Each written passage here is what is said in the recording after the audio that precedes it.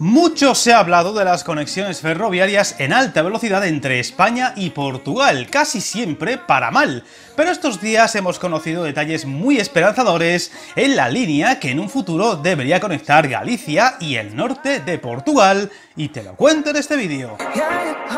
De todos he sabido la reticencia, por así decirlo, del país vecino para construir líneas de alta velocidad. La llegada de la crisis económica de 2008 aplazó sine die las ansiadas y prometidas conexiones entre los dos países de la península ibérica, un Madrid-Lisboa a través de Extremadura y una conexión por el norte, es decir, Oporto-Vigo.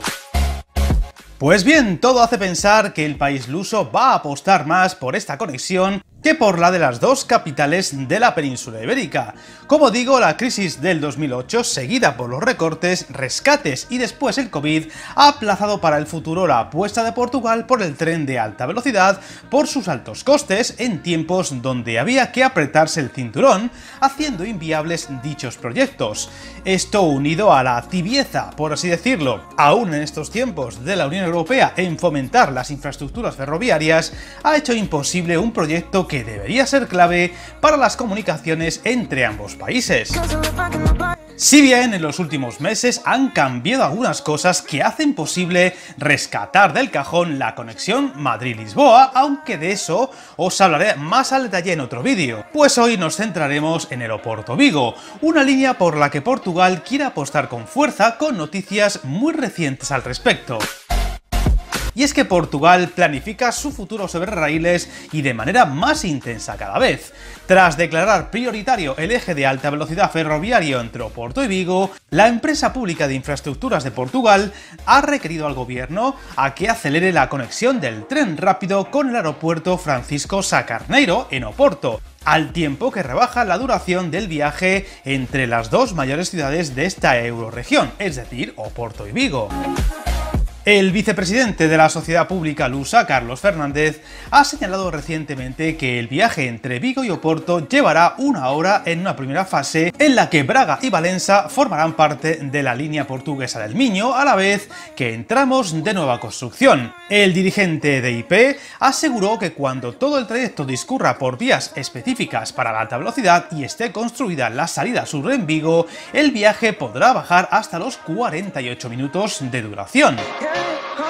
Esta segunda fase es situada en el calendario sin referente definido para después del año 2030, estimándose que para 2029 podría estar finalizada la conexión del aeropuerto de Oporto con la red de alta velocidad. Pero Fernández incluso anunció que pedirá a su gobierno que concentre esfuerzos económicos en ese proyecto, aprovechando una partida destinada para obras de alta velocidad en el entorno de Lisboa, que acaban de ser demoradas. La conexión con el aeropuerto de Sá Carneiro estaría cifrada en unos 350 millones de euros.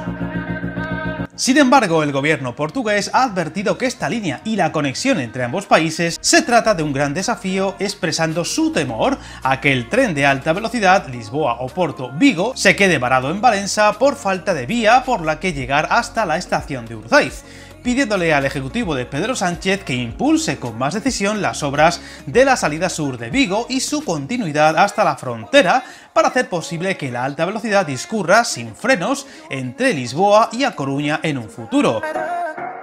Y ante esto, yo me pregunto, ¿para qué sirven entonces las cumbres anuales entre ambos países? Recordemos que la última fue celebrada en octubre en Trujillo.